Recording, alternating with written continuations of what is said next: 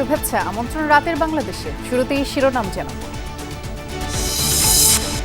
নাশকতার পরিকল্পনার অভিযোগে নারায়ণগঞ্জের সিদ্ধিরগঞ্জ থেকে আরসা প্রধান আতাউল্লাহ সহ ৬ জনকে গ্রেফতার করল র্যাব, ১০ দিনের রিমান্ডে। সংখ্যালঘু নির্যাতন ও ইসলামপন্থীদের উত্থান নিয়ে তুলসী গাবার্ডের বক্তব্য অতিরঞ্জিত, অর্থনৈতিক সম্পর্কে কোনো প্রভাব পড়বে না, দাবি অর্থ উপদেষ্টার। ওইসব মন্তব্যে আমাদের অর্থনৈতিক কোনো বহুপাক্ষিক সম্পর্ক বা দ্বিপাক্ষিক সম্পর্ক প্রভাব পড়বে না।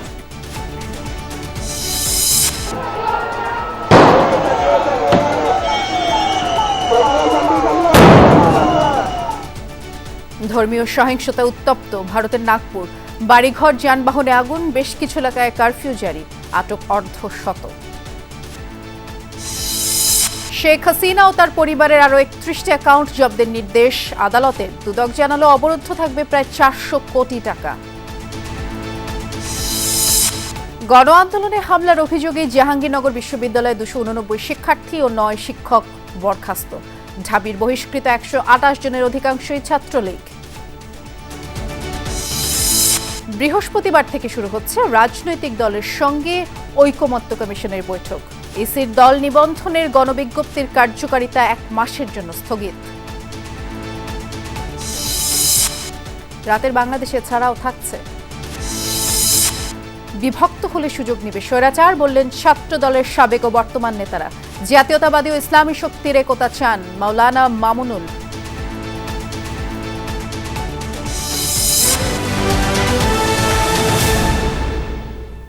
শিরোনামগুলো জানাচ্ছিলাম, নুসরাত বৃষ্টি আপনাদের সাথে আছি।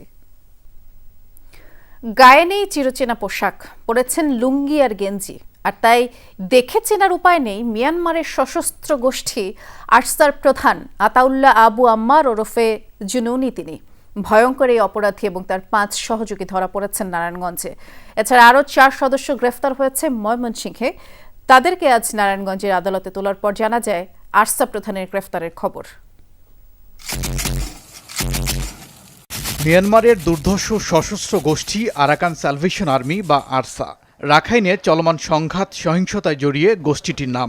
সন্ত্রাসী তৎপরতা নাফ নদী থেকে শুরু করে টেকনাফ উখিয়ার রোহিঙ্গা শিবিরেও জড়িত, হত্যা, অপহরণ, চাঁদাবাজি সহ নানা অপরাধে। এর প্রধান আতাউল্লাহ আবু আম্মার ওরফে জুনুনি। রহস্য ঘেরা তার জীবন, জানা যাচ্ছিল না অবস্থান সম্পর্কে। কামিয়াব নয়, তারা মাঝে রাজি নয়। অবশেষে র্যাবের জালে ধরা পড়ল আরসা প্রধান।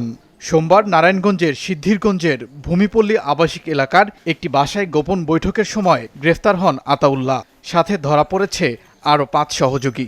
একই দিন ময়মনসিংহ থেকে গ্রেফতার হন আরও ৪ জন। সন্ত্রাস দমনসহ ২ আইনে হয়েছে মামলাও। তারা সংঘবদ্ধভাবে রাষ্ট্রের ভাবমূর্তি নষ্ট করার জন্য এবং দেশের বিভিন্ন জায়গায় ছড়ায় ছিটিয়ে তারা বিভিন্ন গুপ্তচরের মাধ্যমে রাষ্ট্রের ক্ষতি করার জন্য, ষড়যন্ত্র করার জন্য একটা অশুভ পায়তারার চেষ্টা করে। পুলিশ গোপন সূত্রে সংবাদ পাইয়া তাদেরকে ধৃত করে। মঙ্গলবার দুপুরে সিনিয়র জুডিশিয়াল ম্যাজিস্ট্রেট আদালতে হাজির করা হয় ১০ জনকে। এরপরই জানা যায় আতাউল্লাহ ধরা পড়ার খবর। তাদের মধ্যে ৭ জনের ১০ দিনের রিমান্ড মঞ্জুর করেন বিচারক। বাকি ৩ জন নারী সদস্য হওয়ায় কারাগারে পাঠানো হয়েছে। তাদের আগমন এবং অবস্থান সম্পর্কে জিজ্ঞাসাবাদের নিমিত্তে ১০ দিনের রিমান্ড আবেদন করিয়া বিজ্ঞ আদালতে প্রেরণ করলে বিজ্ঞ আদালতে শুনানি শেষে উভয় মামলাতেই ৫ দিন করিয়া ১০ দিন রিমান্ড মঞ্জুর করেন। গ্রেফতারকৃতদের মধ্যে ৯ জনই মিয়ানমারের নাগরিক। অপরজন মনিরুজ্জামান ময়মনসিংহের ঈশ্বরগঞ্জের বাসিন্দা। ওবায়দুর রহমান, যমুনা নিউজ। বাংলাদেশের সংখ্যালঘু নির্যাতন এবং ইসলামপন্থীদের উত্থান নিয়ে অতিরঞ্জন করা হচ্ছে। সরকারের ২ উপদেষ্টা মার্কিন গোয়েন্দা প্রধানের এই সংক্রান্ত বক্তব্যের বিরোধিতা করেছেন। অভিযোগকে ভিত্তিহীন বলেছেন ধর্ম উপদেষ্টা। এতে ২ দেশের অর্থনৈতিক সম্পর্কে কোনো প্রভাব পড়বে না বলে দাবি করেছেন অর্থ উপদেষ্টা। ভারত সফরে মার্কিন যুক্তরাষ্ট্রের গোয়েন্দা প্রধান তুলসী গ্যাবার্ড কথা বলেন বাংলাদেশ প্রসঙ্গে। উদ্বেগ জানান সাম্প্রতিক ধর্মীয় সংখ্যালঘু নির্যাতন ও চরম ইসলামপন্থা নিয়ে। a central focus area of concern. এ ধরনের অভিযোগের প্রতিবাদ জানিয়ে এরই মধ্যে বিবৃতি দিয়েছে প্রধান উপদেষ্টার কার্যালয়। তবে এখনো মুখ খোলেনি পররাষ্ট্র মন্ত্রণালয়। সরকারের একটা রিঅ্যাকশন আছে একদম পারফেক্ট, এবং এই রিঅ্যাকশন দুটো হতে পারে না, there is only one topic. এ নিয়ে অবশ্য সচিবালয়ে এক অনুষ্ঠানে কথা বলেছেন ধর্ম উপদেষ্টা। বলেন, বাংলাদেশকে নিয়ে ইসলামী চরমপন্থার অভিযোগ অতিরঞ্জন। এখানে পারসিকিউশন অফ মাইনরিটিস তারা বিদেশিরা যেভাবে বলছেন অথবা ফরেন মিডিয়া যেভাবে বলছেন সে মাত্রায় নয়, কিছু বিচ্ছিন্ন ঘটনা তো আছেই। তারপরেও আমরা অত্যন্ত সজাগ রয়েছি এবং আপনি জানেন যে কিছু মাজারেও এভাবে হামলা হচ্ছে, ভাঙচুরের ঘটনা ঘটছে। আমরা অত্যন্ত সিরিয়াস, আমরা আইন শৃঙ্খলা রক্ষাকারী বাহিনীরও দৃষ্টি আকর্ষণ করছি। নিষিদ্ধ কোনো সংগঠন যাতে তৎপরতা চালাতে না পারে, সরকার এ বিষয়ে সজাগ আছে। অন্যদিকে অর্থ উপদেষ্টা বলেছেন, মার্কিন গোয়েন্দা প্রধানের বক্তব্যে দুই দেশের অর্থনৈতিক ও দ্বিপাক্ষিক সম্পর্কে প্রভাব পড়বে না। তুলসী গাবার্ড যেরকম উত্তর দিয়েছে এবং সেটার প্রসঙ্গে অনেকেও বলেছে, আপনাদের অনেক জার্নালিস্টরা বলছে এটা পেতে আমাদের কোনো ইস্যু নেই, তবে ওইসব মন্তব্যে আমাদের অর্থনৈতিক কোনো বহুপাক্ষিক সম্পর্ক বা দ্বিপাক্ষিক সম্পর্ক প্রভাব পড়বে না। ক্রয় সংক্রান্ত উপদেষ্টা কমিটির বৈঠক শেষে অর্থ উপদেষ্টা বলেন, বিগত সময়ে খাদে পড়া বাংলাদেশ উঠে দাঁড়িয়েছে। এত হতাশ হওয়ার কোনো কারণ নেই। খাদের কেনারে ছিল, এখন খাদের কেনার থেকে আমরা রিটার্ন করে চলে আসছি, আমরা আসছি। ডক্টর সালেউদ্দিন বলেন, 2026 সালেই এলডিসিতে উত্তরণের লক্ষ্যমাত্রা নিয়ে এগুচ্ছে অন্তর্বর্তী সরকার। আলমগীর স্বপন, যমুনা নিউজ, ঢাকা। ধর্মীয় সহিংসতায় উত্তপ্ত ভারতীয় শহর নাগপুর। এই পরিস্থিতি মোকাবেলায় বেশ কিছু এলাকায় কারফিউ জারি রয়েছে। মুঘল সম্রাট আওরঙ্গজেবের মাজার সরানো নিয়েই উত্তেজনার সূত্রপাত। গুজব ছড়ায় কট্টর হিন্দুত্ববাদী বজরং দলের সমাবেশে পোড়ানো হয়েছে পবিত্র কোরআন শরীফ। মুহূর্তেই সংঘাত ছড়ায়, বাড়ি ঘরে হামলা চালানো হয় আর যানবাহনে করা হয় অগ্নিসংযোগ। এখন পর্যন্ত অর্ধশতাধিক মানুষকে আটক করেছে পুলিশ। সোমবার সন্ধ্যায় সংঘাত সহিংসতায় উত্তাল হয়ে ওঠে মহারাষ্ট্রের নাগপুর শহরের বিভিন্ন এলাকা। ঘরবাড়ি লক্ষ্য করে ছোড়া হয় পাথর, বেশ কয়েকটি গাড়িতে করা হয় অগ্নিসংযোগ। উত্তেজনার সূত্রপাত মুঘল সম্রাট আওরঙ্গজেবের মাজার সরানোর দাবিতে হিন্দুত্ববাদী সংগঠন বজরং দলের সমাবেশকে কেন্দ্র করে। গুজব ছড়ায়, বিজেপি ও শিবসেনা নেতাদের নেতৃত্বে বিক্ষোভে পোড়ানো হয়েছে পবিত্র ধর্মীয় গ্রন্থ আল কোরআন। কর্তৃপক্ষ বলছে, গুজবের কারণেই ছড়ায় সহিংসতা। বিভিন্ন এলাকায় কয়েক ঘন্টা পর্যন্ত চলে সংঘর্ষ। পরিস্থিতি নিয়ন্ত্রণে কাঁদানে গ্যাস ছোড়ে পুলিশ। বর্তমানে পরিস্থিতি শান্ত থাকলেও সংঘাত এড়াতে বেশ কিছু জায়গায় জারি করা হয়েছে কারফিউ। এরই মধ্যে অর্ধশতাধিক মানুষকে আটক করেছে পুলিশ। পরিস্থিতি বর্তমানে নিয়ন্ত্রণে। বিভিন্ন হামলায় জড়িত অর্ধশতাধিক মানুষকে আটক করা হয়েছে। সংঘাতে 33 জন পুলিশ আহত। জড়িত কাউকে ছাড় দেওয়া হবে না। আইন লঙ্ঘনকারীদের বিরুদ্ধে নেওয়া হবে আইনি পদক্ষেপ। এ ঘটনায় মহারাষ্ট্রের ক্ষমতাসীন বিজেপি নেতৃত্বাধীন সরকারকে কাঠগড়ায় তুলছে বিরোধীরা। অভিযোগ, 400 বছর পুরনো সমাধি নিয়ে নতুনভাবে উস্কানি ছড়ানো হচ্ছে। পুলিশের বিরুদ্ধেও উঠেছে বিতর্কিত আচরণের অভিযোগ। পুলিশ তো মুখ দর্শক হোগি, পুলিশ কে দেখেগি? পুলিশ নীরব দর্শক ছিল, সবকিছু তাদের সামনেই ঘটেছে। আপনি যদি মানুষের মাঝে ঘৃণা ছড়ান, তবে দেশের শান্তি শৃঙ্খলা বিঘ্নিত হবে। সরকারের উচিত জনগণের কল্যাণের জন্য কাজ করা, অথচ তারা 400 বছরের পুরনো মাজার নিয়ে পড়ে আছে। বিজেপি সংঘাতের ঘটনাকে দুর্ভাগ্যজনক আখ্যা দিয়ে বলছে, পরিস্থিতি শান্ত রাখতে সর্বোচ্চ চেষ্টা করছে সরকার। নাগপুরে যা হয়েছে তা দুর্ভাগ্যজনক। পরিস্থিতি শান্ত রাখতে সব চেষ্টা করছেন মুখ্যমন্ত্রী। অনেক পুলিশ আহত, 40-45টি গাড়ি ক্ষতিগ্রস্ত হয়েছে। অন্তত 5 জন বেসামরিক নাগরিকও আহত হয়েছে। কেন সংঘাত শুরু হলো তা জানতে তদন্ত শুরু করেছে পুলিশ।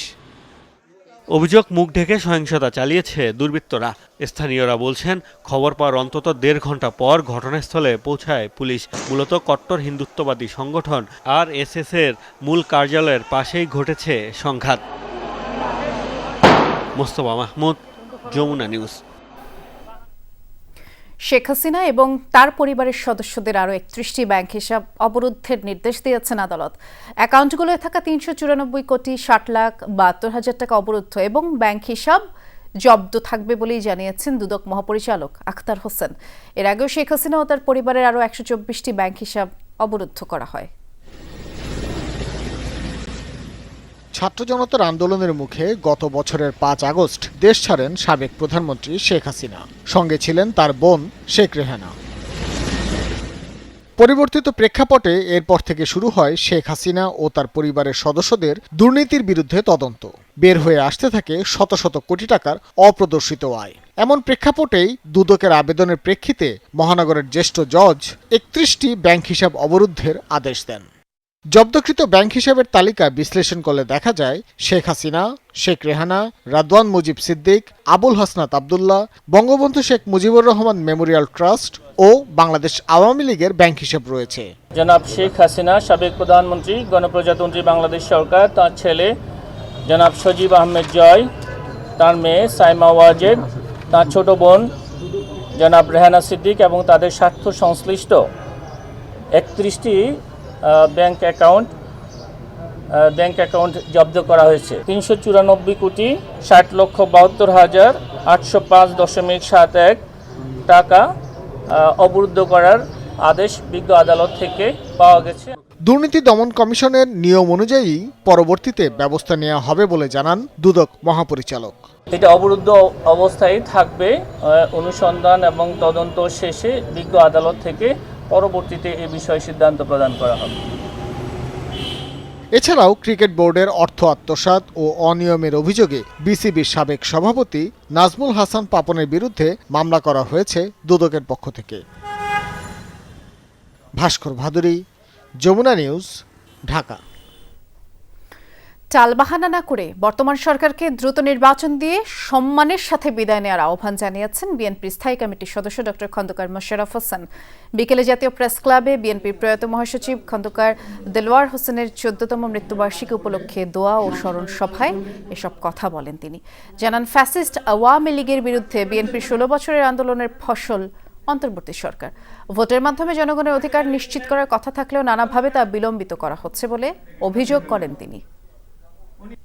যে আর টালবাহানো নয়, অতি দ্রুত জাতীয় সংসদের নির্বাচনের ঘোষণা দেন, তাহলে আপনারাও সম্মানের সাথে আপনারা ক্ষমতা হস্তান্তর করতে পারবেন, জনগণও এদেশে এই ষড়যন্ত্র থেকে রক্ষা পাবে। আওয়ামী লীগের সাথে এক পাল্লায় মাপলে বিএনপির প্রতি অবিচার করা হবে। জাতীয়তাবাদী শক্তি আর ইসলামী শক্তি ঐক্যবদ্ধ না থাকলে দেশের স্বাধীনতা আর সার্বভৌমত্ব বিপন্ন হবে। ছাত্রদল আয়োজিত অনুষ্ঠানে কথা বলেছেন খেলাফত মজলিসের আমির মামুনুল হক। আর বিএনপি নেতারা বলেছেন, ফ্যাসিবাদ বিরোধী ঐক্য বিভক্ত হলে স্বৈরাচার সুযোগ নেবে।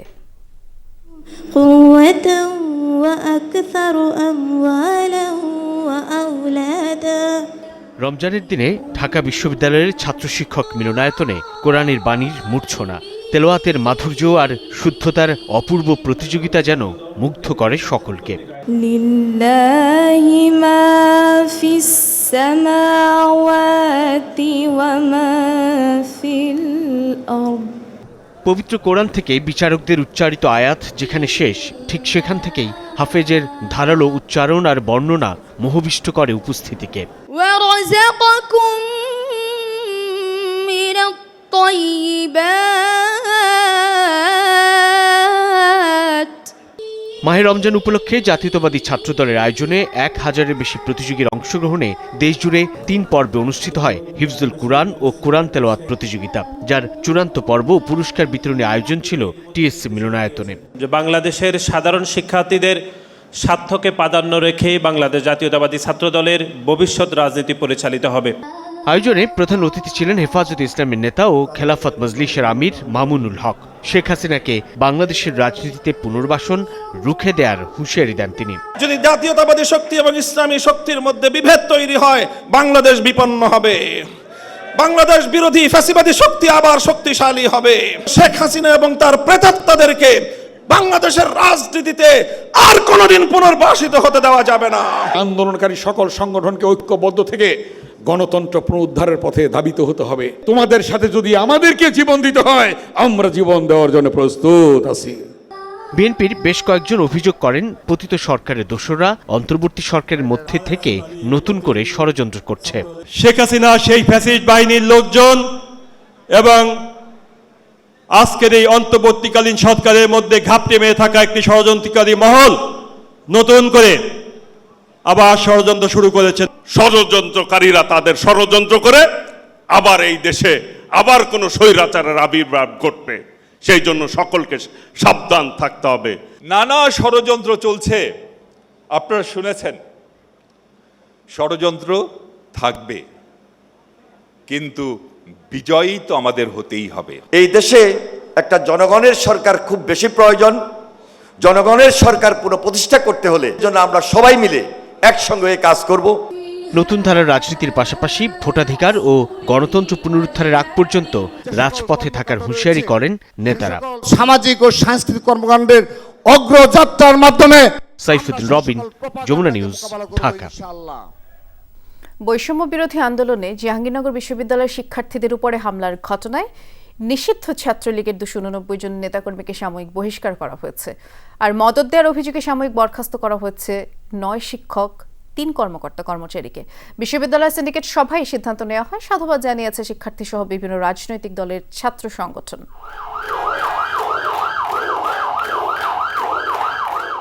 বৈষম্য বিরোধী ছাত্র আন্দোলনে জাহাঙ্গীরনগর বিশ্ববিদ্যালয়ের শিক্ষার্থীদের উপর হামলা চালানো হয়। সেই ঘটনার প্রায় 8 মাস পর জড়িত শিক্ষক শিক্ষার্থী সহ কর্মকর্তাদের বিরুদ্ধে ব্যবস্থা নিল বিশ্ববিদ্যালয় প্রশাসন।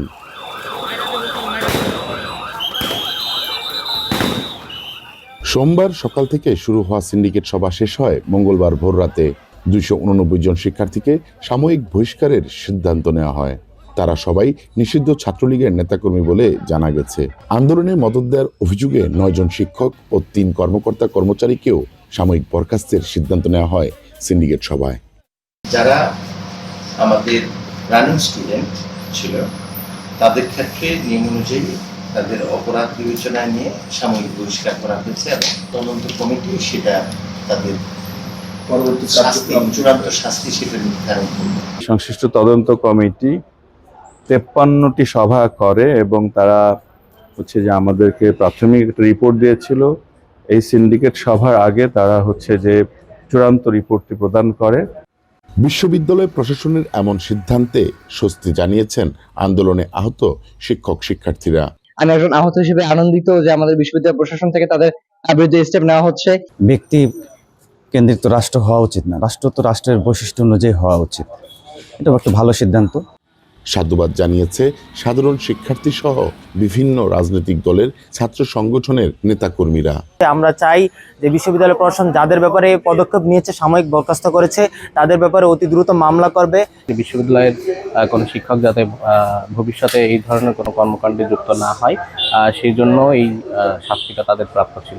প্রাথমিক তদন্তে নাম আসা আরও 10 শিক্ষকের বিরুদ্ধে ব্যবস্থা নিতে গঠন করা হয়েছে 6টি স্ট্রাকচারাল কমিটি। সাবেক ভিসি ও ট্রেজারারের পেনশন সুবিধা স্থগিতের সিদ্ধান্ত নেওয়া হয়েছে সিন্ডিকেট সভা। মাহফুজুর রহমান নিপু, যমুনা নিউজ, সাভার। জুলাই আন্দোলনে ঢাকা বিশ্ববিদ্যালয় শিক্ষকদের ভূমিকা তদন্তে এবার গঠিত হলো ফ্যাক্ট ফাইন্ডিং কমিটি। এই কমিটি শিক্ষার্থীদের উপরে হামলার ঘটনায় বিতর্কিত শিক্ষকদের বিস্তারিত তথ্য তুলে আনবে বলেই জানিয়েছেন ডক্টর সাইফুদ্দিন আহমদ। তিনি জানিয়েছেন বহিষ্কৃত 128 শিক্ষার্থীর অধিকাংশই ছিলেন ছাত্রলীগের সদস্য। বিস্তারিত জানাবেন সহকর্মী রাব্বি সিদ্দিকী।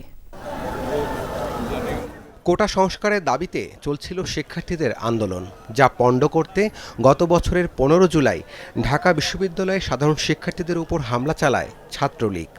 আহত হন বহু ছাত্রছাত্রী। সে সময় নারী শিক্ষার্থীদের উপর হামলার ঘটনা সোশ্যাল মিডিয়ায় হয় ব্যাপক সমালোচিত।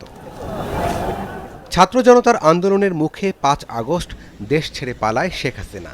এরই মধ্যে 15 জুলাই শিক্ষার্থীদের উপর হামলার ঘটনা তদন্তে গঠিত 8 সদস্যের কমিটি প্রতিবেদন দাখিল করেছে, যার উপর ভিত্তি করে 128 জনকে সাময়িক বহিষ্কার করে ঢাকা বিশ্ববিদ্যালয় কর্তৃপক্ষ। ওই হামলায় শিক্ষকদের মধ্যে কাদের ইন্ধন ছিল সেটা খুঁজতে এবার কমিটি গঠন করল ঢাকা বিশ্ববিদ্যালয়। প্রত্যেকটা অভিযুক্তের অকাট্য প্রমাণ সহ তারা এটা দিয়েছে। এমন নয় যে মনে হয়েছে, ধরেন আমি একজনের কথা যে বললাম, আমার কথার উপর ভিত্তি করে উনি তার বিরুদ্ধে ব্যবস্থা নেন নাই। প্রাসঙ্গিক ডকুমেন্টগুলো উনি নিয়েছেন, তারপরে করেছেন। কাজে আমার ধারণায় 28 জন বাতিল হওয়ার সম্ভাবনা কম। মোটা দাগে শিক্ষকরা সরাসরি আক্রমণে ছিলেন এটা হয়তো পাওয়া যাবে না, কিন্তু তাদের উস্কানি বা ইন্ধন, পৃষ্ঠপোষকতা কিংবা এমন মেকানিজম তৈরি করা যাতে শিক্ষক সে আক্রমণ করতে শুরু, যেমন 15 তারিখ ওই মুজিব হলের পাশের ওই গেটটা খুলে রাখা হয়েছে যাতে করে ওখান দিয়ে ঢুকতে পারে। বিশ্ববিদ্যালয়ের এমন পদক্ষেপকে সাধুবাদ জানিয়েছে শিক্ষার্থীরা। সাময়িক নয়, চান স্থায়ী বহিষ্কার। আমাদের ছাত্রী বোনদের উপর যে নির্মম অত্যাচার চালানো হয়েছিল তার উপর ভিত্তি করে যদি শিক্ষার্থীদেরকে বহিষ্কার করা হয় তার পক্ষে অবশ্যই আমি আছি। আমার মনে হয় যে শুধু 108-র জন্য আরও অনেকে জড়িত ছিল গত রেজিমে। আমি চাই না যে শুধু এদের সাময়িক ছাত্রত্ব বাতিল করা হোক বা বরখাস্ত করা হোক, এদের ডিরেক্ট মানে ঢাকা বিশ্ববিদ্যালয়ের জন্য এরা ঢুকতেই না পারে। এই শিক্ষার্থীদের পাশাপাশি যে শিক্ষকরা এবং কর্মচারীরা এই হামলা এবং হামলার পরবর্তীতে এই গণহত্যাকে, খুনি হাসিনার এই গণহত্যাকে, জুলাই গণহত্যাকে যারা মদত দিয়েছিল তাদের বিরুদ্ধে ঢাকা বিশ্ববিদ্যালয় প্রশাসন একটা যথাযথ ব্যবস্থা নেই। চূড়ান্ত তদন্ত প্রতিবেদনে অভিযুক্তদের অপরাধের উপর ভিত্তি করে বিভিন্ন মেয়াদে সাজা দেওয়া হবে। নিরাপরাধ কাউকে হয়রানি করা বিশ্ববিদ্যালয় প্রশাসনের কাজ না বলেও জানান প্রক্টর। রাব্বি সিদ্দিকী, যমুনা নিউজ, ঢাকা। সংস্কার বিষয়ে জাতীয় ঐকমত্য সৃষ্টির লক্ষ্যে রাজনৈতিক দলের সাথে ঐকমত্য কমিশনের বৈঠক শুরু হবে আগামী বৃহস্পতিবার। আজ জাতীয় ঐকমত্য কমিশন থেকে পাঠানো এক সংবাদ বিজ্ঞপ্তিতে এই তথ্য জানানো হয়েছে। 20 মার্চ বিকেল 3টা লিবারেল ডেমোক্রেটিক পার্টি এলডিপির সাথে আলোচনার সময়সূচি নির্ধারণ করা হয়েছে। পর্যায়ক্রমে অন্যান্য দলগুলোর সাথেও আলোচনার সময়সূচি ঘোষণা করা হবে। অন্তর্বর্তী সরকারের প্রধান উপদেষ্টা ডক্টর মোহাম্মদ ইউনূসের সভাপতিত্বে জাতীয় ঐকমত্য কমিশন গঠিত হয়। গত 15 ফেব্রুয়ারি এই কমিশনের কার্যক্রম শুরু হয়েছে। ঈদের কেনাকাটা একেবারে সরগরম যমুনা ফিউচার পার্ক। বৃহত্তম এই শপিং মল ক্রেতা দর্শনার্থীদের পদচারণায় মুখরিত। আমাদের সহকর্মী হাসিবুল করিম বিজয় আছেন সেখানে, দেখে আসতে চাই এই মুহূর্তে কেমন জমজমাট। বিজয়, আগেই জানাবেন ফিউচার পার্ক এখন এই রমজান উপলক্ষে কটা পর্যন্ত খোলা থাকছে, আর ঠিক এই মুহূর্তে ক্রেতা সমাগম কেমন দেখছেন? বৃষ্টির প্রথম প্রশ্নের উত্তর যদি আপনাকে দিতে চাই, ঈদ উপলক্ষে কিন্তু রাত 11টা পর্যন্ত যমুনা ফিউচার পার্ক খোলা থাকছে। আর ক্রেতা সমাগমের কথা যেটি বলছিলেন, ক্রেতা সমাগম কিন্তু বেশ, যেহেতু আজকে 17 রমজান, ঈদ কিন্তু প্রায় ঘনিয়ে এসেছে। তো ঈদ ঘনিয়ে আসার মাঝামাঝি পর্যায়ে কিন্তু মানুষের মধ্যেও একটা উৎসবমুখর পরিবেশ সৃষ্টি হয়েছে, মানুষের মধ্যে ঈদের আমেজ সৃষ্টি হয়েছে। তো সব কিছু মিলিয়ে যদি বলতে চাই, মানুষের ক্রেতা সমাগম কিন্তু বেশ জমজমাট। মানুষ প্রচুর কেনাকাটা করছে। তারা বলছেন যে যমুনা ফিউচার পার্কে যেহেতু নিচে তারা সব কিছু একসাথে পেয়ে যাচ্ছেন, সেজন্যই তারা যমুনা ফিউচার পার্ককে বেছে নিয়েছে। এছাড়াও যদি কথা আরও যদি বলতে চাই, তারা তাদের পছন্দের সব জিনিসপত্র কিন্তু খুব সহজেই যমুনা ফিউচার পার্কে পেয়ে যাচ্ছেন। এবং বিক্রেতাদের সাথে কথা হয়েছে, তারা বলছেন যে এবার অন্যান্য যে কালেকশন, জামা কাপড়ের যে কালেকশন রয়েছে, এবারের কালেকশনগুলি বেশ ভালো এবং তারা ক্রেতাদের কাছ থেকে বেশ ভালো সাড়া পাচ্ছে। সব কিছু মিলিয়ে দর্শনার্থী বলি, বিক্রেতা ক্রেতা সবাই কিন্তু আসলে সন্তুষ্ট যমুনা ফিউচার পার্কে শপিং দেখছিলাম আমরা সেটাই। অনেক ধন্যবাদ বিজয়। রাজধানীর প্রগতি সরণিতে যমুনা ফিউচার পার্কের সামনের এমআরটি লেন 1-এর জন্য সার্ভিস লাইন সরানোর যেই কাজ, সেটি শেষ হয়ে গেছে। এতে করে সড়কের ভোগান্তি কমেছে। দীর্ঘ যানজটের বদলে গতি এসেছে গাড়ির চাকায়। এতে ঈদ শপিং এর জন্য বেশ স্বাচ্ছন্দ্যে যমুনা ফিউচার পার্কে গাড়ি নিয়ে প্রবেশ ও বের হওয়া যাচ্ছে। কদিন আগেও এই সড়কে চলছিল আন্ডারগ্রাউন্ড মেট্রো রেলের জন্য পরিষেবা লাইন স্থানান্তরের কাজ। তাই সড়কের একপাশ হয়ে পড়ে স্থবির। এতে যানজট লেগেই থাকত। কিন্তু মাসখানেক আগেই শেষ হয়েছে পরিষেবা লাইন স্থানান্তরের কাজ। এতে ভোগান্তি কমেছে মানুষের। ঘন্টার পর ঘন্টা আটকে থাকার বদলে এখন এই এলাকা পেরিয়ে যেতে পারছেন কয়েক মিনিটেই। অর্ধেক রাস্তা বন্ধ থাকার কারণে এখান থেকে গাড়ি পাস হইতে ওইখান থেকে এখানে আধা ঘন্টা 40 মিনিটও চলে গেছে। ঈদের আগে এটা শেষ হবে না, কিন্তু এখন শেষ হয়ে গেছে। রাস্তাটা আগের তুলনায় এখন ঠিক হয়ে গেছে। ভোগান্তি ছিল, ভোগান্তিটা মোটামুটি লাঘব হয়েছে আর কি। সবার পছন্দের যমুনা ফিউচার পার্কে প্রবেশের ক্ষেত্রেও নেই কোনো ঝক্কি। তাই স্বাচ্ছন্দ্যেই সবাই আসছেন ঈদ শপিংয়ে। এক মাস আগে আসছিলাম, খোরাখুরি প্রচুর জ্যাম। তো আজকে আসার সময় কোনো খোরাখুরি নাই, যমুনা পর্যন্ত আমি ফ্রি পেয়েছি। যমুনা ফিউচার পার্কে আছে সুবিশাল পার্কিং, তাই ঈদ শপিংয়ে গাড়ি রাখা নিয়েও কোনো ঝামেলা নেই। যতক্ষণ খুশি শপিং শেষে গাড়ি নিয়ে বেরিয়ে যেতেও চোখে পড়ছে না কোনো জ্যাম। এখন ইনশাল্লাহ ভালোই চলতেছে। তো খিলক্ষেতের জ্যামটা যদি ছুটে যায় তাহলে আরো ভালো হবে, এখন ভোগান্তি আর নাই আর কি। আগে অনেক যানজট ছিল, এখন তার যানজট নাই, এখন যাতায়াতে অনেক সুবিধা হচ্ছে। এখন বর্তমানে রাস্তা পুরোই আমরা এই রোডটা ফাঁকা। রাস্তায় চলাচল স্বাভাবিক হওয়ায় স্বস্তিতে এলাকাবাসী এবং শহরের বিভিন্ন প্রান্ত থেকে শপিং করতে আসা মানুষ। শওকত মঞ্জুর শান্ত, যমুনা নিউজ, ঢাকা। রাজনৈতিক দলগুলো সীমিত সংস্কারে সম্মত হলে ডিসেম্বরেই জাতীয় নির্বাচন অনুষ্ঠিত হবে। তবে যদি তারা বৃহত্তর সংস্কার চায় তাহলে নির্বাচন আরও কয়েক মাস পরে অনুষ্ঠিত হবে বলে জানিয়েছেন প্রধান উপদেষ্টা ডক্টর মোহাম্মদ ইউনূস। মঙ্গলবার রাষ্ট্রীয় অতিথি ভবন যমুনায় মার্কিন সেনেটর গ্যারি পেটার্সের সাথে বৈঠকে ডক্টর ইউনূস এটি জানিয়েছেন। বলেছেন, নির্বাচন হবে অবাধ, সুষ্ঠু, উৎসবমুখর পরিবেশে, আর সেই দিনটি দেশে বড় ধরনের উদযাপন হবে বলেও আশা প্রকাশ করেন তিনি। বলেন, রাজনৈতিক দলগুলো প্রধান কমিশনগুলোর প্রস্তাবিত সংস্কারগুলোতে সম্মত হলে জুলাই মাসে একটি জুলাই সনদ সই হবে, যা দেশের ভবিষ্যৎ পথ নির্ধারণ করবে। আর সেনেটর পেটার্স সরকারের সংস্কার কর্মসূচির প্রশংসা করেছেন। আগামী নির্বাচন সামনে রেখে রাজনৈতিক দলের নিবন্ধনের জন্য নির্বাচন কমিশনের জারি করা গণবিজ্ঞপ্তির কার্যকারিতা স্থগিত করেছে হাইকোর্ট। তবে এই স্থগিতাদেশ শুধুমাত্র রিট আবেদনকারীর পক্ষেই প্রযোজ্য হবে। একই সাথে জারি করা গণবিজ্ঞপ্তি কেন বেআইনি ও বাতিল করা হবে না তা জানতে রুল জারি করেছেন হাইকোর্ট। আগামী 4 সপ্তাহের মধ্যে নির্বাচন কমিশন, প্রধান নির্বাচন কমিশনার, নির্বাচন কমিশন সচিবকে এই রুলের জবাব দিতে বলা হয়েছে। নতুন রাজনৈতিক দলের নিবন্ধনে গত 10 মার্চ গণবিজ্ঞপ্তি জারি করে নির্বাচন কমিশন, যেখানে নিবন্ধন পেতে ইচ্ছুক রাজনৈতিক দলগুলোকে নির্ধারিত শর্ত পূরণ করে আগামী 20 এপ্রিলের মধ্যে আবেদন করতে বলা হয়। ছাত্রদের নতুন প্ল্যাটফর্মের নাম হতে পারে ছাত্র জনতার ঐক্য অথবা ন্যাশনাল আজাদি মুভমেন্ট। পাশাপাশি আরও কিছু নাম নিয়েও আলোচনা চলছে। নতুন এই প্ল্যাটফর্মের উদ্যোক্তা ছাত্র শিবিরের ঢাকা বিশ্ববিদ্যালয় শাখার 2 সাবেক সভাপতি আলী আহসান জুনায়েদ ও রাফে সালমান রিফাত। শুরুতে ছোট আকারের আহ্বায়ক কমিটি দিয়ে এপ্রিলেই যাত্রা শুরু করবেন তারা, এবং নতুন এই প্ল্যাটফর্ম নিয়ে এই 2 উদ্যোক্তার ভাবনা জানাচ্ছেন সহকর্মী শাকিল হাসান। জুলাই অভ্যুত্থান তরুণদের রাজনৈতিক ভাবনার জগতে বড় ধরনের ধাক্কা দিয়েছে। পুরনো কাঠামোকে ঝেড়ে ফেলে নতুন বন্দোবস্তের আলোচনা চলছে সেই আগস্ট থেকেই। তারই ধারাবাহিকতায় বৈষম্য বিরোধী ছাত্র আন্দোলনের সমন্বয়করা সেপ্টেম্বরে তৈরি করেন জাতীয় নাগরিক কমিটি। এর প্রায় 6 মাস পর তাদের বড় অংশ মিলে তৈরি করেন রাজনৈতিক দল এনসিপি। সেখানে অবশ্য সবাই যাননি। যারা যাননি তাদের মধ্যে আন্দোলনের গুরুত্বপূর্ণ 2 নেতা আলী আহসান জুনায়েদ এবং রাফে সালমান রিফাত, দুজনেই ইসলামী ছাত্র শিবির ঢাকা বিশ্ববিদ্যালয় শাখার সভাপতি ছিলেন। তাদের কাছেই জানতে চাই নতুন প্ল্যাটফর্ম তৈরির কারণ। একটা প্ল্যাটফর্মের অভাব আমাদের অনুভূত হচ্ছে, যে প্ল্যাটফর্মের আওতায় সবাই রাজনৈতিক শক্তিগুলোকে কমন কিছু মূলনীতির উপরে ঐক্যবদ্ধ রাখার জন্য চেষ্টা চালাবে, প্রেশার দিবে। ইন্টারনাল ডেমোক্রেটিক প্র্যাকটিস, ডিসিশন মেকিংয়ের জন্য যে গঠনতান্ত্রিক নিয়ম পদ্ধতি এবং একই সাথে ফাইন্যান্সিয়াল ট্রান্সপারেন্সি, এই কয়েকটা জায়গায় ক্লারিফিকেশনের জায়গায় আমি হতাশ হয়েছি, আমি স্যাটিসফাইড হতে পারিনি।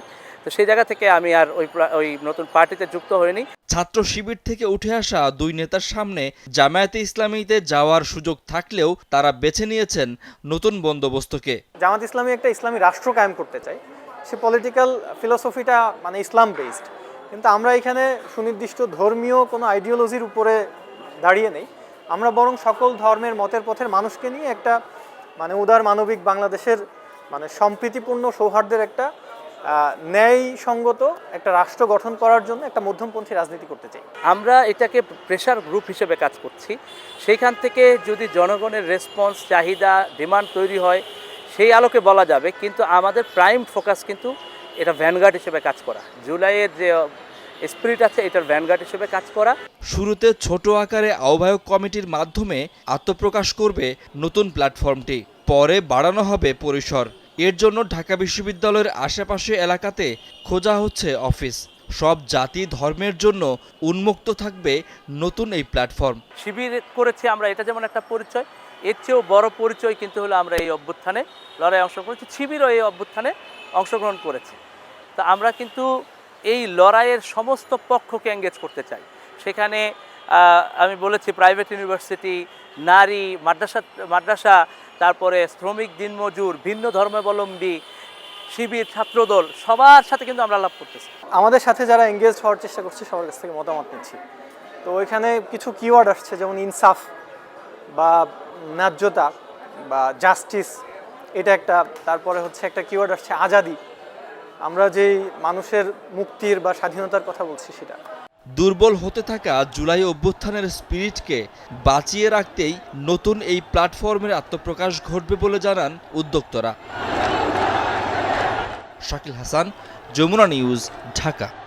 জুলাইয়ের অর্জন নষ্ট হয়ে গেলে ফ্যাসিবাদের উত্থান ঘটবে বলে মন্তব্য করেছেন আমার বাংলাদেশ পার্টির চেয়ারম্যান মুজিবুর রহমান মঞ্জু। সন্ধ্যায় রাজধানীর গুলশানে এবি পার্টি আয়োজিত বিশিষ্টজনদের সম্মানে ইফতার মাহফিলে তিনি বলেছেন, ফ্যাসিবাদের পুনরুত্থান ঘটলে ইতিহাস রাজনীতিবিদদের ক্ষমা করবে না।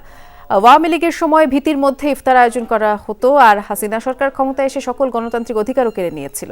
গণ অভ্যুত্থানে এবি পার্টির ভূমিকা ছিল উল্লেখ করে জুলাইয়ের শহীদ ও আহতদের প্রতি তিনি কৃতজ্ঞতা জানান। আজকে আমাদের যে অসাধারণ প্রাপ্তি, সেই প্রাপ্তি যাতে আমাদের কোনো ভুলে যাতে নস্যাৎ হয়ে না যায়, আমরা কিন্তু সেরকম একটা আভাস পাচ্ছি।